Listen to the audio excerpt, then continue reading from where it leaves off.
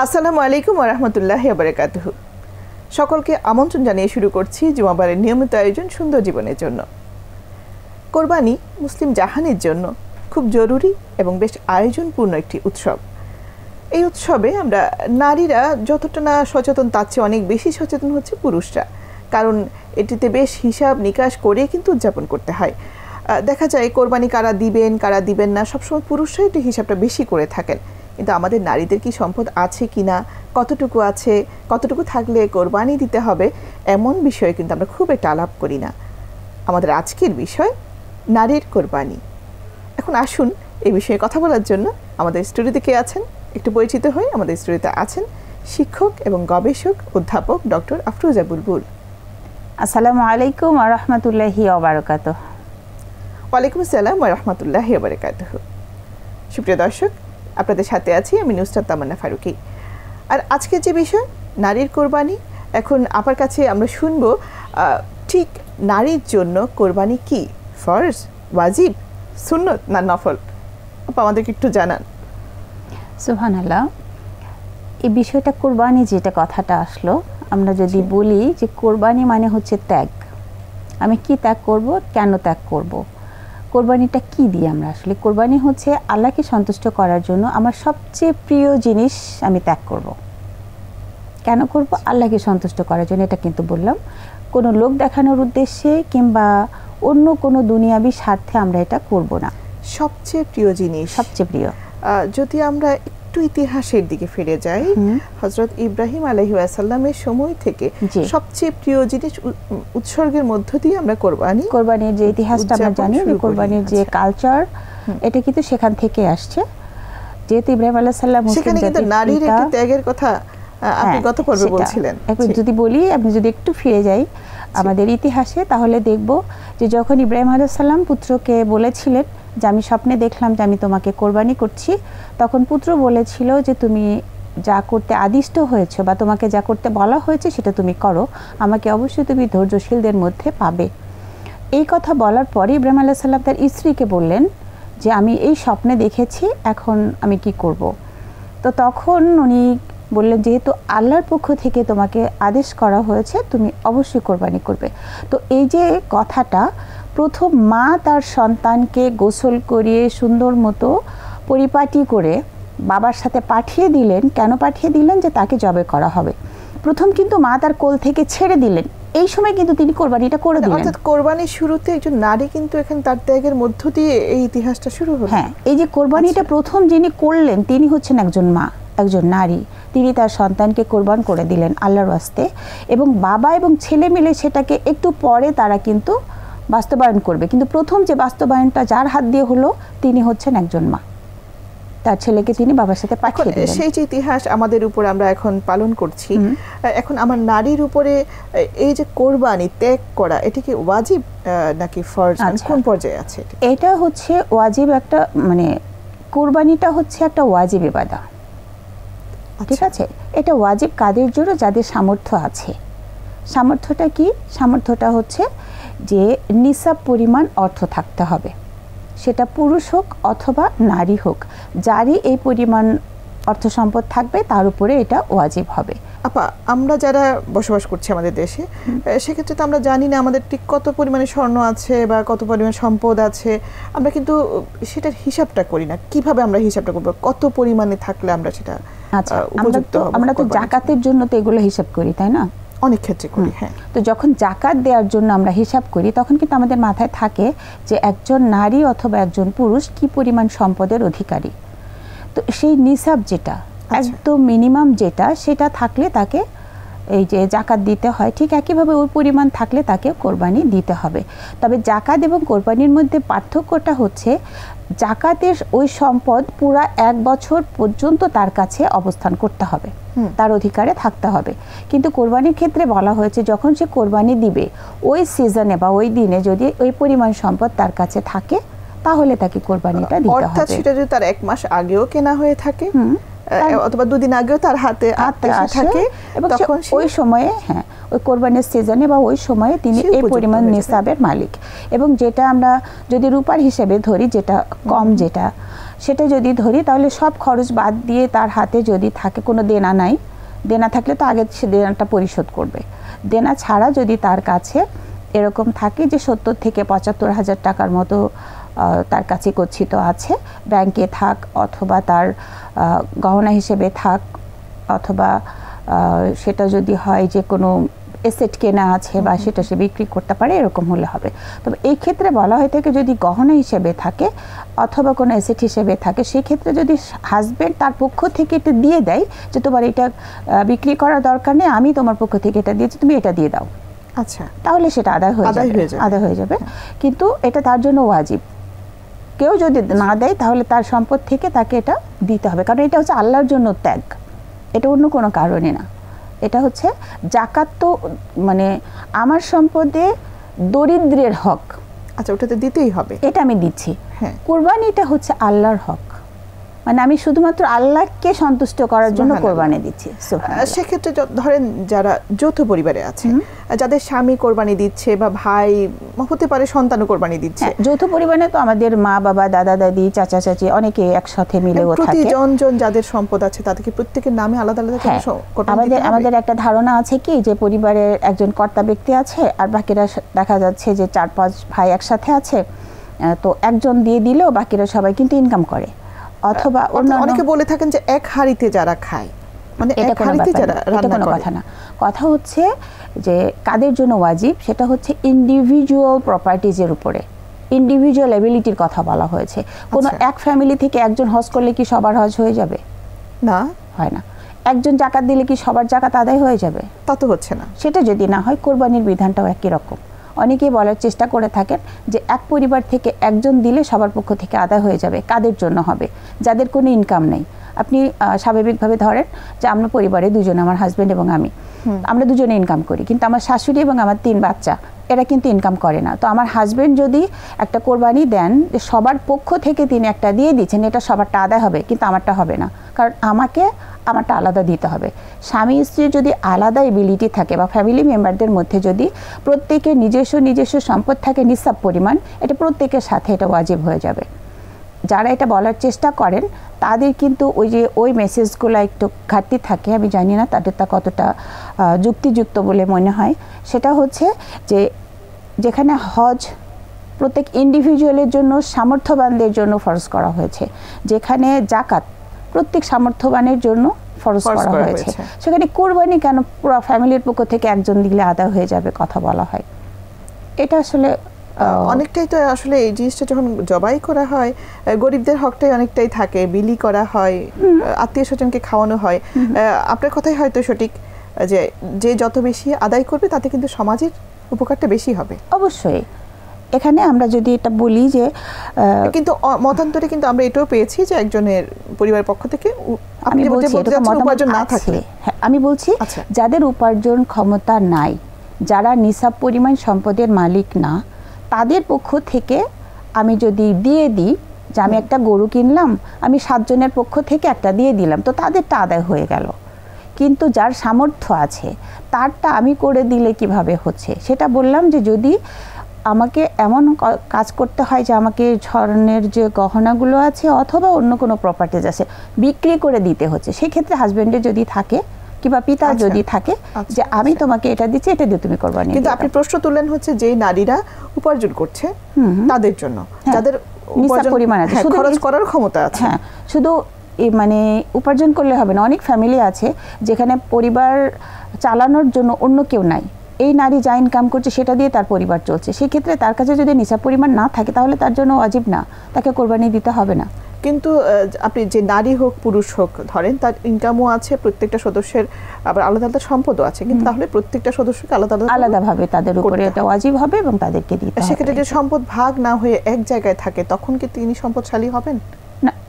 অসংখ্য পরিবার আছে এমন যে তাদের সম্পদটা ভাগ হয়নি, এক জায়গায় আছে, কিন্তু তিনি সম্পদটা হয়তো হাতে পাননি। হাতে না পেলে তো হবে না। মনে করেন আপনার বাবার নামে আছে, আপনাকে কেউ এখনো দেয় নাই, আপনারটা আপনাকে কেউ বুঝে দেয় নাই, আপনি সেটা ভোগ করতে পারছেন না। এখানে একটা প্রশ্ন থেকে যায় যেখানে বাবার নাম থেকে হয়তো নামটাও পরিবর্তন হয়েছে কিন্তু তিনি বুঝে পান না, এই ধরনের অসংখ্য পরিবার কিন্তু আমি পেয়েছি। এটা হচ্ছে যে কোনো সম্পদ যেটা আপনার অধিকারে আছে আপনি নিজের ইচ্ছায় সেটা খরচ করতে পারবেন, এই অধিকারটা আপনার যেটা আছে সেটার কথা আমি বলছি। যেখানে আপনার কোনো অধিকার নাই, শুধু নামে কেউ দিয়ে রাখছে, তার মানে অর্থাৎ আমরা এখান থেকে এটা বুঝতে পারলাম, কারো যদি সম্পদ থাকে সেটা যদি তার নিয়ন্ত্রণে থাকে, সে যদি খরচ করতে পারে তখন তার উপর এটা ওয়াজিব হবে, কোরবানি হয়ে যাচ্ছে ওয়াজিব। সেক্ষেত্রে স্বামী দিলেও তাকে দিতে হবে। সেটা সন্তানদের ক্ষেত্রে একই কথা। তার মানে যৌথ পরিবারে আমরা একটা দিয়ে যে আদায় হয়ে যাচ্ছে, যাদের উপার্জন আছে তাদের ক্ষেত্রে সেটা সঠিক হচ্ছে না। আরেকটা বিষয় হচ্ছে আপনি কি কোরবানি করবেন, আপনার জন্য সর্বোচ্চ যেটা সম্ভব, যেহেতু শুধুমাত্র আল্লাহকে সন্তুষ্ট করার জন্য করছেন, সুতরাং সর্বোচ্চ যেটা সম্ভব সেই পরিমাণ দেন।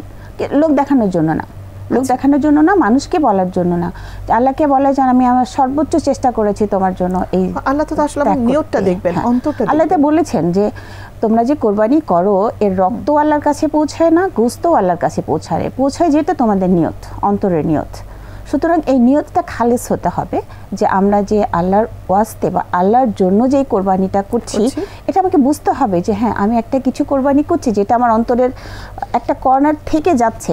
মানে আমার অনেক প্রপার্টি আছে, সেখান থেকে একটা বড় অঙ্ক দিতে গেলে আমার একটু কষ্ট হবে যে আমার একটু তো কমে গেল, এই যে কমে যাচ্ছে এটা যে আমি ত্যাগ করছি, ফিল করছি, কিন্তু তারপরেও আমি দিচ্ছি। কেন দিচ্ছি? আমি আমার আল্লাহকে খুশি করতে চাই এটার মাধ্যমে। এটা হচ্ছে কোরবানি। আপা কোরবানি তো দিলাম, ধরেন পশু যেটাই হোক, আমরা কোরবানিতে ছাগল গরু যেটাই দিই, আল্লাহ তাআলা কবুল করুক, এটাই আমাদের আশা থাকে ইনশাআল্লাহ। কিন্তু এই যে কোরবানির মাংসটা যখন আমরা ভাগ করছি, এখানে কার কার হক থাকবে? আচ্ছা, এর আগে আমি আরেকটু কথা বলে আসি, সেটা হচ্ছে কোরবানি করার সময় আমরা অনেকে অনেকটা ভুল করে থাকি, এবং যেই ভুলের কারণে এই মাংসগুলো পুরো আমাদের জন্য হারাম হয়ে যায়। সেটা হচ্ছে সেটা বলতে যাচ্ছেন নাম দেওয়ার বিষয়টা। আচ্ছা, এখন কোরবানি করতে গেলে আমরা কি বলি কি অমুকের নামে করা, সেটা তারপর জবাইয়ের সময় দেখা যায় অনেক মাওলানা আছেন যারা ভিতরে খবর পাঠান যে কার নামে দিব, একটু নামগুলো নিয়ে আসুন। এই টার্মটা হচ্ছে ভুল। কার নামে দিব না, কার পক্ষ থেকে দিব। কোরবানিটা কার পক্ষ থেকে যাচ্ছে? নাম তো আল্লাহ তাআলা, একমাত্র আল্লাহর নামে জবাই করতে হবে, না হলে পুরাটাই হারাম হয়ে যাবে। কোনো আল্লাহ ছাড়া আমাদের যেখানে যে হালাল হারামের খাবারের কথাগুলো বলা আছে সেখানে স্পষ্ট আল্লাহ বলে দিয়েছেন আল্লাহ ছাড়া অন্য কারোর নামে জবাইকৃত কিংবা উৎসর্গিত কোনো প্রাণীর গোশত আমাদের জন্য হারাম। সুপ্রিয় দর্শক, আপনারা হয়তো আপার কথাটা শুনেছেন না, তারপরও আমি আরেকবার রিপিট করছি, আমাদের মধ্যে এই ভুলটা কিন্তু সবসময় হয়ে থাকে। আমরা আমাদের মাওলানারা বা হুজুরা যখন জবাই করতে আসেন তখন কিন্তু এমন নাম ভিতরে চান, আমরাও কিন্তু লিখে পাঠিয়ে দিই।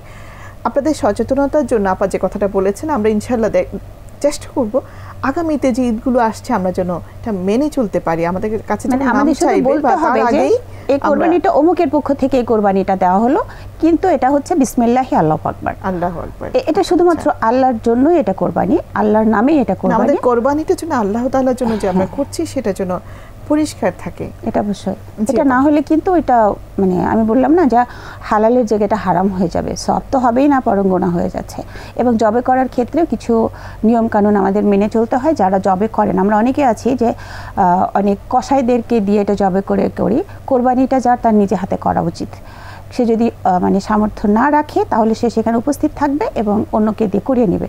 তবে জবাই অবশ্যই হাদিস অনুযায়ী যে খুব ছুরিটাকে এমন ধারালো করতে হবে যেন পশু খুবই কম কষ্ট পায়, এবং আমরা নারীরা এই ব্যাপারে সচেতন থাকতে পারি, তাই না? হয়তো আমরা এর সাথে জড়িত না। এটা দেখেন গ্রামের দিকে যখন হয় তখন কিন্তু অনেকেই আছে এটা জানে না। যে নারীরা জানি ঘরের ভিতর থেকে, তাদের উচিত অন্যদেরকে বলে দেয়া যে দেখো তোমরা খোঁচাবে না, ছুরির মাথা দিয়ে এভাবে খোঁচাবে না।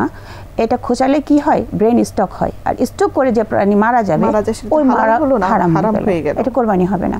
সুতরাং জবাই করার ক্ষেত্রে এটা কিন্তু খুবই গুরুত্বপূর্ণ, যেহেতু আমরা নারীরা জবাই করি না, যারা অন্তত এই কাজগুলো করে তাদেরকে এই জিনিসগুলো একটু জানাতে হবে। এই মেসেজটা খুবই গুরুত্বপূর্ণ। সচেতন থাকে, একটু আলাপ তুলতে পারে, ঘরের মধ্যে কথা বলতে পারে, তাদেরকে বলে দিতে পারি যে এই বিষয়টা যেন তাদেরকে বলে দেওয়া হয় যারা জবাই কাজ করছে। আর যেটা বলছিলেন যে কোরবানি যখন গোশতটা আমরা ভাগ করছি কার কার হক থাকবে, হ্যাঁ, এখানে আল্লাহ রাব্বুল আলামিন একদম ক্লিয়ার করে বলে দিয়েছেন সূরা হজের 28 নম্বর আয়াতে যে তোমরা যে পশুগুলোকে জবাই করবে সেখান থেকে নিজেরা খাও, তোমাদের পরিবার পরিজন আত্মীয় স্বজন যারা আছে তাদেরকে দাও, এবং যারা দুস্থ ও অভাবগ্রস্ত আছে তাদেরকেও দাও। তাহলে কিন্তু আমরা কারা খাবে এটা পেয়ে গেলাম যে কোরবানির গোশত কারা কারা খেতে পারে। আমাদের অনেকেরই ধারণা আছে যার নামে কোরবানি দেয় মানে এই যে বললাম না যে যার নামে কোরবানি দেয়, যার টাকাতে কোরবানি দেয়া হয়, যার পক্ষ থেকে দেওয়া হচ্ছে সে খাবে না, বিষয়টা সেটা না। আল্লাহ বলছে তোমরা নিজেরা খাও, তোমরা যারা কোরবানি করছো, পশু জবাই করছো, তোমরা নিজেরা খাও। এবং আল্লাহ রাসূল সাল্লাল্লাহু আলাইহি ওয়াসাল্লাম কোরবানির পশুর প্রথম যে কলিজাটা দিয়ে প্রথম রান্না হতো সেটা উনি খেতেন, মানে ঈদের দিনের প্রথম খাবারটা ছিল ওনার এটা। অর্থাৎ আমাদের গ্রাম অঞ্চলে দেখা যায় কলিজা নিয়ে মাংস নিয়ে একটা মিক্সড রান্না করা হয়, এটাকে তাহলে সুন্নাত? হ্যাঁ, প্রথম খাবার যেটা সেটা হচ্ছে যেহেতু কলিজাটা একটু তাড়াতাড়ি রান্না হয়, মাংস প্রসেস করতে একটু দেরি হয়, কলিজাটা বের করে দিয়ে দেয় ভিতরে যে তোমরা এটা প্রসেস করো, রান্না করে নিয়ে আসো, এবং এদিকে কাটাকাটি করতে কতটা হয়ে গেল। সুতরাং প্রথম খাবার যেটা সেটা কোরবানির গোশত দিয়ে খাওয়া, এটা একটা সুন্নাহ, বড় ধরনের সুন্নাহ। মেয়েদেরকেও এই বিষয়টা একটু মাথায় রাখা উচিত যে আমাদের যারা কোরবানি করছেন এবং আমরা নিজেরাও যারা সকাল থেকে না খেয়ে থাকছি, সুতরাং আমাদের যত তাড়াতাড়ি সম্ভব আগে যে প্রিপারেশনটা দরকার, যা মশলা লাগবে, যা কিছু লাগবে, এবং যেটা যেই জিনিসটা দিয়ে আমরা এই কলিজাটা খাবো, রুটি হোক ভাত হোক যেটা হোক না কেন, সেটা আগে থেকে আমরা রেডি করে রাখবো। এবং যখন কোরবানিটা হয়ে গেল যত তাড়াতাড়ি সম্ভব আমরা এটাকে রান্না করে তাদেরকে সার্ভ করবো, নিজেরাও খাবো, এটা কিন্তু সুন্নাহ। তো এটা আমরা অনেকেই হয়তো জানি না, আমরা ওই সন্ধ্যা পর্যন্ত অপেক্ষা করি কখন পুরা গোশত ভাগ হয়ে আসবে, এরপরে আমরা রান্না করে খাবো। সুপ্রিয় দর্শক, আমরা একটা বিষয় জানলাম, তা হচ্ছে আমরা যে কোরবানিতে সকালবেলা কলিজা রান্না করি, এটা কিন্তু আপার কথা থেকে জানলাম এটা কিন্তু সুন্নাত, আমরা দীর্ঘদিন ধরে পালন করে আসছি। সুন্দর একটি সুন্নাত। অনেকে আছে যে কলিজার সাথে গোশতটা মিশিয়ে তারপরে রান্না করে, এটা হয়তো পরিমাণে একটু বাড়ানোর জন্য করে থাকে, কিন্তু সুন্নাহটা হচ্ছে শুধুমাত্র কলিজাটাকে বের করে নিয়ে এটা ফাস্টার করা, এবং বাই দিস টাইম ওরা হচ্ছে গোশতটাকে প্রসেস করে ফেলতে পারবে। সেটা আমরা কিন্তু দীর্ঘদিন ধরে এই কাজটা করে আসছি, কিন্তু আমরা জানতাম না এটা সুন্নাহ, আপনার কথা থেকে জানতে পারলাম আজ। হ্যাঁ, অনেক কিছু আছে আমরা না জেনে করে, কিন্তু সুন্নাহ হিসেবে করলে দুইটা বেনিফিট, একটা তো কাজের যে বেনিফিট সেটা পাচ্ছি, এবং সুন্নাহ মানার কারণে আরেকটা সওয়াব হয়। সুতরাং এটাকে আমরা সুন্নাহ মেনেই করি। দ্বিতীয়ত হচ্ছে পরিবার পরিজন, আত্মীয় স্বজন এবং দুস্থ অভাবগ্রস্ত যারা আছে তাদেরকে দেয়া।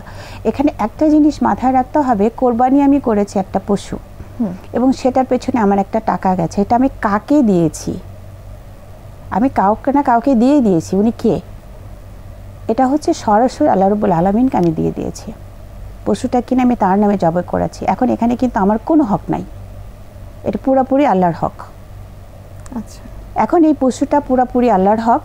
আল্লাহ বলছেন যে আমাকে তুমি দিয়ে দিয়েছো, আমি কবুল করলাম, এখন এখান থেকে তুমি নিজে খাও, তোমার পরিবার আত্মীয় স্বজনকে খেতে দাও, এবং তোমার আশেপাশে যারা অভাবগ্রস্ত দুস্থ মানুষ আছে তাদেরকেও দাও। এটা হচ্ছে যিনি কোরবানি করছেন, যার সামর্থ্য আছে, তার প্রতি আল্লাহর হুকুম। বোঝা গেল বিষয়টা, যে এটা কোরবানির পশুটা আমার কোনো হকে নাই, মানে আমি এটার মালিক না, আমি এই মালিকানা একমাত্র আল্লাহর। আমার একটা বিশাল প্রশ্ন চলে এলো, এখন যে আমাদের সংরক্ষণ যে পদ্ধতিতে আমরা অনেক দিন পর্যন্ত স্টোর করছি, সংরক্ষণ করছি, যে বিতরণের যে ইসলামিক যে বিধান, সেটা কিন্তু আমরা অনেক ক্ষেত্রে মানতে পারছি না বা মানছি না। এটা আমি বলি, আমি গ্রামের দিকে বলি আর শহরের দিকে বলি, মানুষ এটাকে না তিনটা ভাগে ভাগ করে, অনেকেই করে, অনেকে করছেন না। গোশতটাকে তিনটা ভাগে ভাগ করে, এক ভাগ দুস্থদেরকে দিচ্ছে, এক ভাগ আত্মীয় স্বজন দিচ্ছে, আর নিজের ভাগটা পুরোপুরি রেখে দিচ্ছে। এখানে কিন্তু আল্লাহ বলেন না যে তুমি সমান 3 ভাগ করো, কিন্তু সমান 4 ভাগ করো। বলছেন তুমি নিজে খাও, পরিবার পরিজনকে খেতে দাও, এরপরে যদি বেঁচে থাকে তাহলে সেটা তুমি দুস্থ এবং অভাবগ্রস্ত যারা আছে তাদেরকেও খাওয়াও। এখন যদি হয় আমার সমাজে আমি একা কত খাবো, ঠিক আছে, যদি দুস্থ অভাবগ্রস্ত নেয়ার মতো কেউই নাই, সবাইকে দিয়ে দিয়ে এত বেশি বেঁচে গেছে যে এটা আমি যদি এখন প্রিজার্ভ না করি তাহলে নষ্ট হয়ে যাবে, সেই ক্ষেত্রে আমি এটা প্রিজার্ভ করতে পারবো। বাংলাদেশে হয়তো কিছু অঞ্চল থাকতে পারে এমন যেখানে নেওয়ার আশেপাশে কেউ নেই, কিন্তু সবাই আছে, আমরা খুঁজি না। পুরো দেশ খুঁজতে গেলে তো আমরা এমন অসংখ্য জায়গা পাবো যেখানে আসলে নেওয়ার মতো অনেক মানুষ আছে। আমার একেবারে লোকালের মধ্যে না থাকুক, একটু দূরে গেলেই আমরা তাদেরকে পাই। সুতরাং এটা আমাদেরকে দিয়ে দিতে হবে। আমি সংরক্ষণ করলাম, একদিন পরে হোক বা 2 দিন পরে হোক আমি তাদের কাছে এটা পৌঁছে দিয়ে আসবো। আচ্ছা, এটা হচ্ছে এটা হক। কারণ এটা মাথায় রাখতে হবে, কোরবানির পশু এটার মালিক আমি না, এটার মালিকানা একমাত্র আল্লাহর। সুতরাং আমারটা মনে করে আমি আমার মতো করে বেশি করে নিয়ে প্রিজার্ভ করতে পারবো না, করা ঠিক হবে না। যদি এরকম হয় যে নষ্ট হয়ে যাওয়ার ভয় আছে, কাউকে পাওয়া যাচ্ছে না দেওয়ার মতো, সেই ক্ষেত্রে আমি এটা রাখতে পারবো।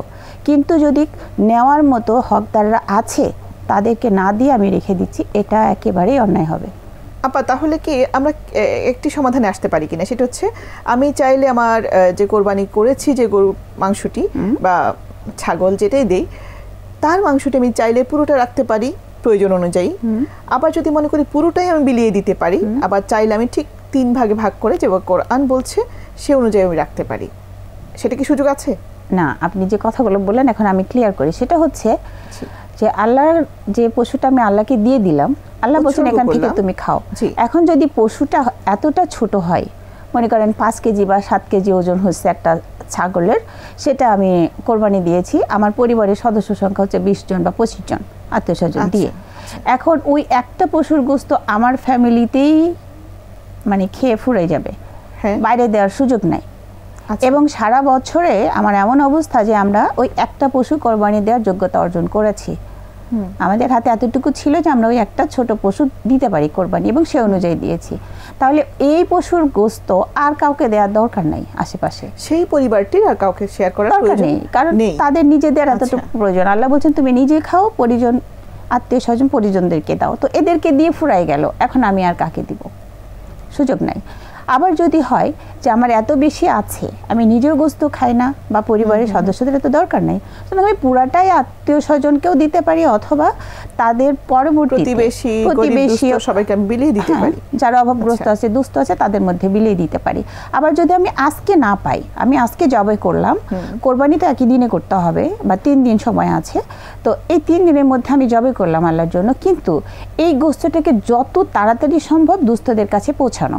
এখন দেখা যাবে যে আমার আশেপাশে হয়তো সেরকম দুস্থ মানুষ নাই, কিন্তু আমার পাশের জেলা বা থানা কিংবা আমার দেশের মধ্যেও যদি না থাকে, পাশের দেশে, এটাও কিন্তু আমাদের দায়িত্ব, প্রতিবেশী দেশ কিংবা প্রতিবেশী যেই কেউ হোক না কেন। তাহলে এই ক্ষেত্রে আমরা এটাকে প্রিজার্ভ করে তাদের কাছ পর্যন্ত পৌঁছে দিতে পারি। এতে আমার যতটুকু প্রসেসিংয়ের সময় লাগে সেটা রাখতেই পারে, কিন্তু আমি কোরবানিটা তো আমি ওই 3 দিনের মধ্যে করে ফেলেছি। এখন গোস্তটাকে পৌঁছানো দায়িত্ব, তো সেটা হচ্ছে কথা। যেহেতু গোস্তের মালিক একমাত্র আল্লাহ, আমি বারবার করে বলছি, কোরবানি দেওয়ার পরে এটার মালিকানা আমার থাকে না। অর্থাৎ আমি আবারও বলছি যে আমরা এই সমাধানে আসতে পারি কিনা যে আমার যদি প্রয়োজন হয় আমি রাখবো, আমার যদি প্রয়োজন অতিরিক্ত হয়, আমার আশেপাশে যদি দুস্থরা থাকে আমাকে বিলিয়ে দিতে হবে। যদি নিয়ামতে কেউ না থাকে তাহলে অন্যদেরকে সবটুকু দিয়ে দিতে পারি। এখানে 3 ভাগ সমান সমান করতে হবে, 4 ভাগ সমান সমান করতে হবে, এরকমের কোনো কথা নাই।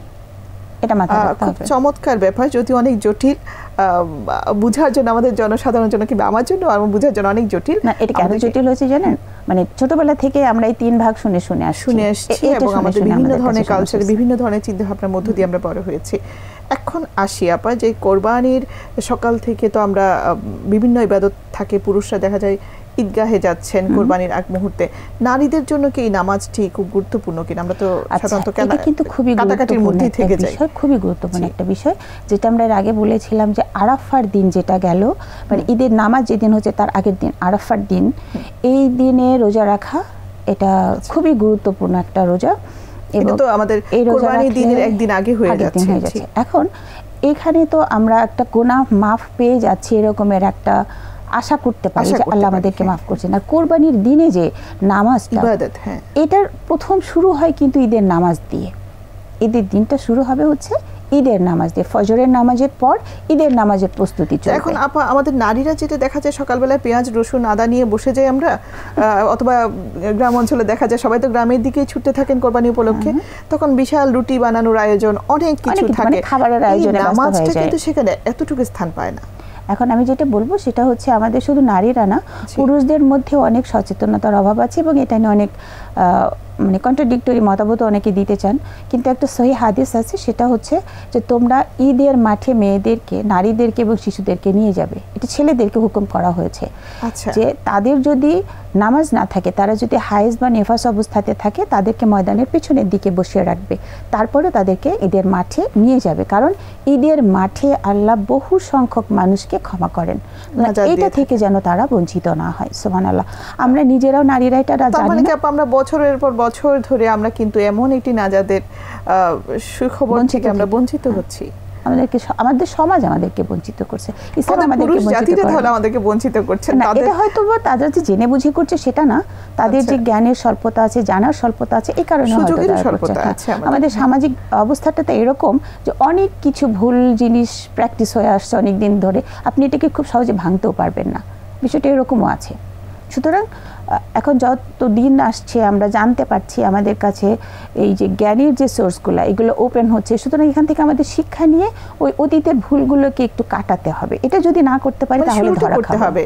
আপনার সময় শেষ প্রান্তে প্রায়, সারাদিনে যে নামাজগুলো, একটা ছোট্ট প্রশ্ন দিয়ে আমি শেষ করতে যাচ্ছি, সেটা হচ্ছে সারাদিনে যে ফরজ নামাজগুলো আমাদের কিন্তু অনেক কাজের কারণে দেখা যায় নামাজগুলো আমরা একটু ডিলে করি ঈদের দিনেরটাতে, এটা মারাত্মক অপরাধ। দর্শকদের জন্য একটু মেসেজ দেন। এটা আমি বলবো বিশেষ করে আমাদের মা বোনেরা আমরা যেটা করে থাকি, সবার খাবার দাবার তৈরি করতে যে আমরা এতটাই ব্যস্ত থাকি যে নিজের নামাজের সময় চলে যায়, বিশেষ করে জোহর আসর সময় চলে একেবারে সন্ধ্যার দিকে চলে যায়, আমরা নামাজ পড়তে পারি না। আবার আমাদের সন্তানেরাও আনন্দ ফুর্তি করতে যেয়ে তারা কোথায় থাকছে না থাকছে, তারা যে ঠিকমতো নামাজ পড়ছে না, এটাও কিন্তু আমরা খোঁজ নিই না। এটা আমাদেরকে অবশ্যই সতর্কতার সাথে একটা বিষয়টা দেখতে হবে যে অন্তত এই আনন্দ ফুর্তি করতে যাই কিংবা খাবারের আয়োজন করতে যে ফরজ নামাজ আমরা আওয়ালোক তো পড়ে না নিয়ে আমরা ডিলে করতে করতে কাজাই করে ফেলি বা দেরি করতে করতে, এটা যেন না হয়। দোয়া কবুলের একটি দিন, আমরা বিশেষ দিন, এবং এই দিনে আল্লাহ রাব্বুল আলামিন তার বান্দাদেরকে দাওয়াত করেছেন। সুতরাং যত বেশি সংখ্যক মানুষকে আমরা এই দিনে খাওয়াতে পারবো অবশ্যই সেটা আমাদের জন্য সওয়াবের কাজ, এবং শুধুমাত্র আল্লাহকে খুশি করার জন্য এটা করব। কে ভালো বলবে, কে ভালো জানবে বা আমাকে অ্যাপ্রিশিয়েট করবে, প্রশংসা করবে, এই জন্য না, শুধুমাত্র আল্লাহর জন্য। আল্লাহ দাওয়াত করেছেন, আল্লাহর প্রত্যেকটা বান্দা বা সৃষ্টি যারা আমার আশেপাশে আছে আমি তাদেরকে একটু বেশি ভালো কিছু খাওয়ানোর চেষ্টা করব, এতটুকু। কিন্তু ওইটা করতে যে বেসিক ইবাদত, যেটা মৌলিক ইবাদত, ফরজ নামাজ পড়া, এগুলো যেন আমাদের ছুটে না যায়। এইটার সাথে সাথে আমি আরেকটা কথা বলবো, সেটা হচ্ছে যে তাকবীর বলা। তাকবীর বলা ছেলেরা হচ্ছে জোরে জোরে বলবে আর মেয়েরা আস্তে আস্তে বলবে, কিন্তু এই 10 তারিখ শুরু থেকে বা 9 তারিখের মাগরিব থেকে শুরু করে 13 তারিখের আসর পর্যন্ত প্রত্যেক নামাজের শেষে এবং নামাজের বাইরেও আল্লাহু আকবার, আল্লাহু আকবার, আল্লাহু আকবার, আল্লাহু আকবার, লা ইলাহা ইল্লাল্লাহু, আল্লাহু আকবার, আল্লাহু আকবার, ওয়ালিল্লাহিল হামদ। এই যে তাকবীরটা, এটা সারাক্ষণ বলা, এটাও আমাদের এই কোরবানির সাথে বা এই যে ঈদুল আজহার সাথে কিন্তু এটা সম্পৃক্ত। এটা যেন আমরা ভুলে না যাই, এটা যেন আমরা বলতে থাকি ইনশাআল্লাহ। ধন্যবাদ আপা। সংক্ষিপ্ত সময় আপনার কাছ থেকে অনেক কিছু জানতে পারলাম, সময় স্বল্পতার কারণে বিদায় নিতে হচ্ছে। সুপ্রিয় দর্শক, আজকে সংক্ষিপ্ত সময় আপার কাছ থেকে আমরা যা যা জেনেছি ঈদুল আজহাতে, চলুন আমরা তা অন্তত পক্ষে মেনে চলার চেষ্টা করি। এই যে আপা বললেন সকালবেলা ঈদের নামাজ, সারাদিনের ফরজ নামাজগুলো যেন আমরা ডিলে না করি। আসলে ঈদ উদযাপন করতে গিয়ে যে যদি আমাদের যে ফরজ কাজগুলো তা যদি আমরা ভুলে যাই, তাহলে তো যে বাড়তি ইবাদত করার কথা ছিল তা তো আর হলো না। আর আপা আরও কিছু বিষয় বলেছেন, তার মধ্যে হচ্ছে তাকবীর দেওয়া, আমরা বিশেষ গুরুত্বের সাথে যেন তাকবীরগুলো স্মরণের সাথে দিই। দেখা হবে পরবর্তী আয়োজনে, সে পর্যন্ত সবাই ভালো থাকুন, সুস্থ থাকুন। আসসালামু আলাইকুম।